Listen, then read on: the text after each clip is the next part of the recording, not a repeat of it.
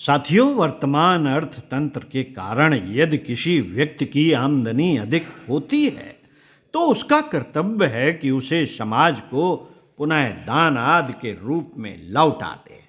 हाथ में 5 उंगलियां होती हैं, उनमें से कुछ छोटी कुछ बड़ी भी हैं। योग्यता और पुरुषार्थ के आधार पर यह अंतर मनुष्य की सुख सुविधाओं में भी रह सकता है, पर यह होना उतना ही चाहिए जितना कि उंगलियों की लंबाई में होता है। यह अनुपात 5-10% से अधिक नहीं है। इससे अधिक अंतर यदि लोगों की आर्थिक स्थिति में रहेगा तो उससे समाज में अशांति ही उत्पन्न होगी। इससे ईर्ष्या और अनाचार का ही जन्म होगा। यह एक तथ्य है जिसे हम चाहे विवेक, उदारता और न्याय की दृष्टि से अपनाकर अपनी महानता का परिचय दे सकते हैं। अन्यथा आज नहीं तो कल बलपूर्वक करने के लिए विवश किया जाने लगेगा। गरीब और अमीर के बीच इतना अंतर किसी भी प्रकार स्थिर नहीं रह सकता जितना कि आज देखा जाता है। संत विनोबा के भूदान आंदोलन से लेकर सरकार की नीति तक धीरे धीरे सब ओर से यही प्रयत्न चल रहे हैं कि व्यक्ति अधिक संपन्न न रहने पाए। इस युगवाणी को हम विवेक पूर्वक सुन लें और अमीरी की महत्वाकांक्षाएं छोड़कर मध्यवर्ती जीवन यापन करने की बात तक अपने को सीमित कर लें तो हमारे असंतोष का एक बहुत बड़ा कारण अनायास ही समाप्त हो जाएगा। गुजारे के लायक हम सब कमाते भी हैं, प्रयत्न करके इसे कुछ और भी बढ़ा सकते हैं। अमीरी के सपनों का नशा यदि हमारे मस्तिष्कों पर से उतर जाए तो स्वस्थ, सुविकसित एवं शांतिमय जीवन यापन करने के लिए हमें एक नई दिशा मिल सकती है। फिजूल खर्ची से बचना ही चाहिए। साथियों, हमारे खर्च दिन दिन बढ़ते चले जा रहे हैं। विलासिता की बिल्कुल बेकार आदतों को हम दैनिक आवश्यकता मान बैठे हैं और खर्चे अंधाधुंध बढ़ाए चले जा रहे हैं। हर व्यक्ति अपने से अधिक अमीर की नकल करके स्वयं भी अमीर कहलाने की मृग तृष्णा में भटक रहा है। अमीरों की ठाट बाट बनाने में गरीब लोग जब अपनी औकात और हैसियत का ध्यान छोड़ देते हैं तब एक उपहासास्पद स्थिति पैदा हो जाती है। फैशन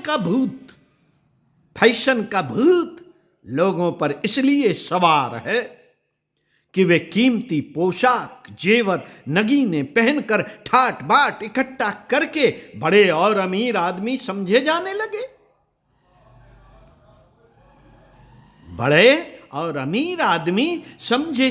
लगे। फैशन परस्ती एक घटिया दर्जे का छिछोरापन है। अमीरी की विडंबना बनाने में जो फिजूल खर्ची के उपकरण जुटाते हैं उन्हें बल बुद्धि ही कहा जा सकता है, उन्हें बाल बुद्धि ही कहा जा सकता है। आज तो विलासिता की सामग्री को भी आवश्यकता समझने की हमारी बुद्धि भ्रमित होने लगी है। सिनेमा, बीड़ी, मटरगश्ती, श्रृंगार, साधन, चाय पानी, यार दोस्त आदि महकमे में काफी खर्चीले बैठते हैं। कीमती कपड़ों के कई जोड़े रखने, जेवर आदि बनाने में ढेरों पैसा खर्च होता है। हाथ से काम न करके, छोटे छोटे कामों को स्वयं न करके पैसे देकर कराने में आलसी भी बनना पड़ता है और पैसा भी खर्च होता है। टूटी फूटी चीजों की मरम्मत न करा के उन्हें पूर्ण रूपेण बेकार हुए बिना ही फेंक दिया जाता है। अव्यवस्थित रूप से पड़ी हुई चीजें समय से पूर्व ही नष्ट और बर्बाद होती रहती हैं। खर्च में हाथ खुला रखने पर उचित आमदनी होने पर भी तंगी बनी रहती है। उधार की आदत फिजूल खर्ची को बहुत बढ़ा देती है। जब कभी जो कुछ भी लेना हो नगद लेना चाहिए और उतना खर्च करना चाहिए जितनी आमदनी हो। मित्रों, उधार देना भी आज के अनैतिक युग में अपने पैसों को सड़क पर बखेर देने के समान है। लेकर वापस करने वाले कोई बिरले ही देखे जाते हैं। सामाजिक कुरीतियों में वाहवाही और लोकाचार की उपेक्षा करके ही पैसे की व्यर्थ बर्बादी को रोका जा सकता है। यह सूत्र है मित्रों, यह सूत्र है जिन पर विस्तार पूर्वक विचार करके हम मितव्ययी बन सकते हैं और आर्थिक तंगी के कारण उत्पन्न होने वाले असंतोष से बच सकते हैं। बुद्धिमानी पैसा कमाने में नहीं, उसके खर्च करने में है। कमाई तो अभी अभी अनायास भी हो सकती है। कमाई तो कभी कभी अनायास भी हो सकती है, पर खर्च के संबंध में मनुष्य कितना सतर्क रहा है, इससे उसकी बुद्धिमानी परखी जा सकती है। साथियों, सादगी, मितव्ययिता और सामान्य श्रेणी का जीवन यापन करने में ही मनुष्य का गौरव है। सज्जनता का यही परिधान है। समाज में जब तक यह प्रवृत्ति विकसित न होगी, हम अशांति और असभ्यता की ही ओर बढ़ते रहेंगे। कहते हैं कि जरूरतों से प्रेरित होकर मनुष्य दुष्कर्म करते हैं, फिर हम इसकी जड़ को ही क्यों ना काटें? अपनी जरूरतों को ही सीमित क्यों ना करें, जिससे दुष्कर्म करने की आवश्यकता ही न पड़े। संतोषी को सबसे बड़ा सुखी माना गया है। वित्तेषणा पर नियंत्रण प्राप्त करने के लिए यदि हम सादगी को अपनी जीवन नीति बना लें और मितव्ययिता को अपनाकर तृष्णा को निरर्थक अनुभव करने लगें, तो सचमुच अपना जीवन बड़ा सुखी हो सकता है। यदि स्वयं सुखी रहना और दूसरों को शांति से रहने देना हमें अभीष्ट हो तो वित्तेषणा को अस्वाभाविक, अनैतिक, अवांछनीय एवं अनुपयुक्त मानना पड़ेगा। यह डायन जब तक हमारे पीछे पड़ी रहती है, तब तक न चैन की सांस लेने का अवसर मिलता है और न दुष्प्रवृत्तियों से छुटकारे का कोई मार्ग रह जाता है। साथियों, यह डायन जब तक हमारे पीछे पड़ी रहती है, तब तक न चैन की सांस लेने का अवसर मिलता है और न दुष्प्रवृत्तियों से छुटकारे का कोई मार्ग रह जाता है। जिसे निरंतर धन की हाय लगी हुई है, वह सज्जनता और सदाचार का जीवन देर तक नहीं बिता सकता। अवसर आते ही उसका नीति के मार्ग पर फिसल पड़ना निश्चित है। यह फिसलन ही असभ्यता है। सभ्य समाज की रचना के लिए वित्तेषणा को अपना प्रथम शत्रु मानते हुए सादगी, सीमितता और सज्जनता की बुद्धि उत्पन्न करनी चाहिए। मित्रों, जीवन यापन के लिए थोड़े से धन की नियमित आजीविका की आवश्यकता पड़ती है। निर्वाह की अनेक आवश्यकताओं में से एक धन भी है उसके लिए भी ध्यान देना एवं प्रयत्न करना आवश्यक है। पर यदि सब ओर से ध्यान हटाकर धन को ही एकमात्र लक्ष्य मान लिया जाए और उसी की बात दिन रात सोचते रहा जाए, उसी के निमित्त पूरा जीवन क्रम लगाए रखा जाए, तो यह बहुत ही अनुचित बात है। इसी को वित्तेषणा कहते हैं। साधन न रहकर जब धन साध्य बन जाता है तो उस तृष्णा के वशीभूत होकर मनुष्य बुरे से बुरे अनीति युक्त काम करते हैं। गरीबी नहीं, तृष्णा दुष्कर्मों की जननी है। गरीबी नहीं, तृष्णा है दुष्कर्मों की जननी। गरीब भीख मांग सकता है या पेट भरने लायक कोई छोटी मोटी बुराई कर सकता है, उसमें इतनी अक्ल कहाँ होती है?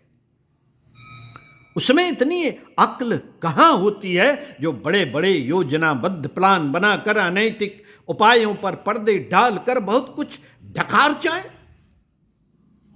यह कार्य सुशिक्षित, साधन संपन्न और सामर्थ्यवान लोगों का है। साथियों, अनीत की जननी तृष्णा। डाकू गरीब नहीं होते।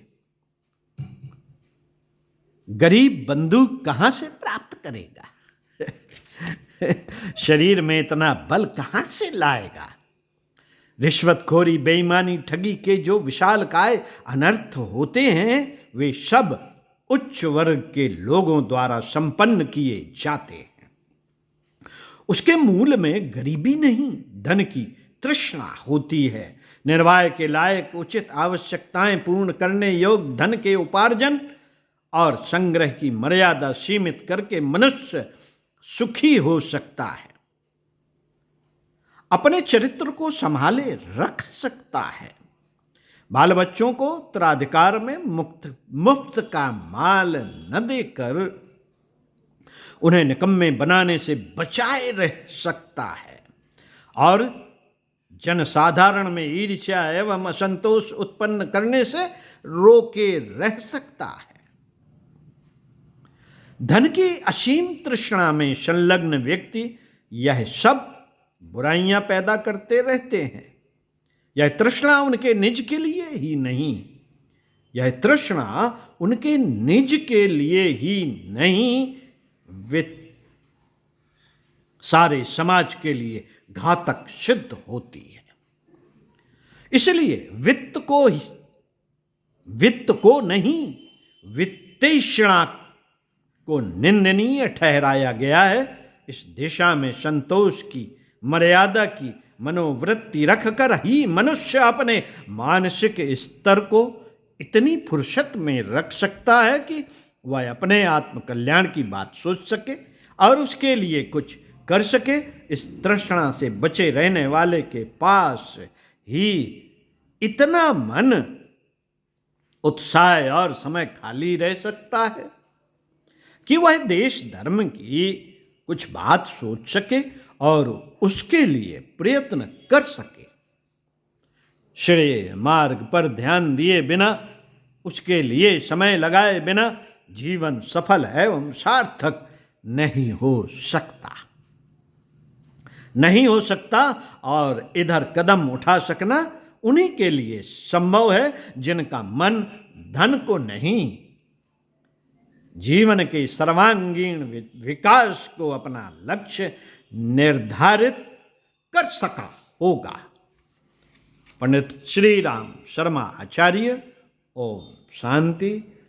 स्वाध्याय सत्संग का क्रम बनाने में हमारा यह योगदान आपको इसलिए दिया जा रहा है कि विषयांतर्गत चिंतन मनन जरूर किया जाए।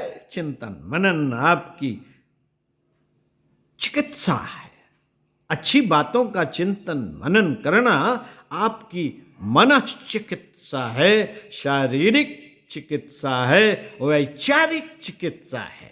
तो स्वस्थ रहिए, व्यस्त रहिए, मस्त रहिए, कुछ अच्छा पढ़ते रहिए, कुछ अच्छा सुनते रहिए और मुस्कुराते रहिए। ओम